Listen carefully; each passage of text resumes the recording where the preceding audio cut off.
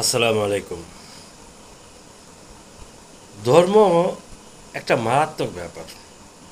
একটু চিন্তা করেন তো, ধর্ম না থাকলে কি হয় আর ধর্ম থাকলে কি হয়। আপনি তো একা ঘরে চলে আসছেন না, আপনি তো আল্লাহকে দেখতেছেন না, মানুষ আপনাকে দেখতেছে না। তাহলে কি দাঁড়াইলো? আপনি যা ইচ্ছা তাই একা রুমে করতে পারবেন। কিন্তু আপনি যদি ধর্মের অনুসারী হন, তাহলে ওই যে অদৃশ্য একজন আছেন আল্লাহ, উনি দেখতেছেন, এটা আপনার মাথার ভিতরে আসবে। এই জন্য আপনি কি করবেন? খারাপ কাজটা করতে গেলে, নিজের প্রতি নিজে অত্যাচার করতে গেলেও আপনাকে এবার চিন্তা করবে আল্লাহ দেখতেছে।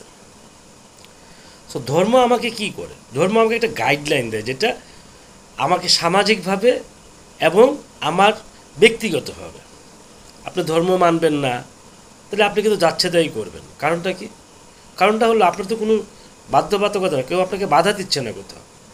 কাজে খারাপ কাজ করতে গেলে আপনাকে ধর্ম বাধা দেবে, সেটা আপনি একা থাকুন আর পাবলিকের সামনেই থাকুন।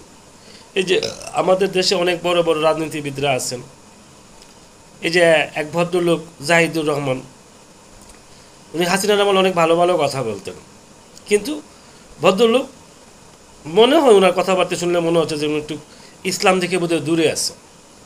যে কী দাঁড়াইলো সবে, এখন ওনার ফ্যামিলি নিয়ে টানাটানি। আল্লাহ না করুক, আমরা সবাইকে শান্তিতে দেখতে চাই।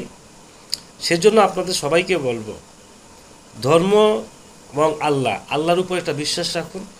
আল্লাহ একজন আছেন, উনি দেখতেছেন।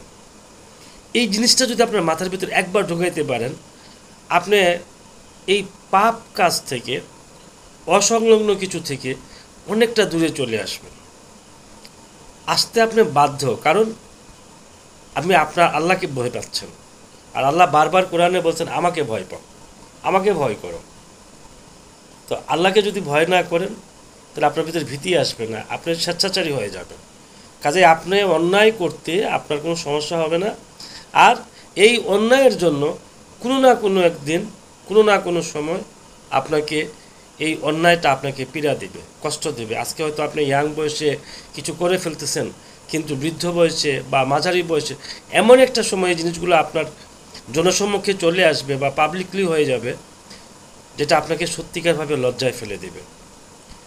কাজেই ধর্মকে মানুন, বিশেষ করে ইসলাম ধর্মকে মানুন, যেখানে আপনার একটা মানুষের সম্পূর্ণ গাইডলাইন দেওয়া আছে।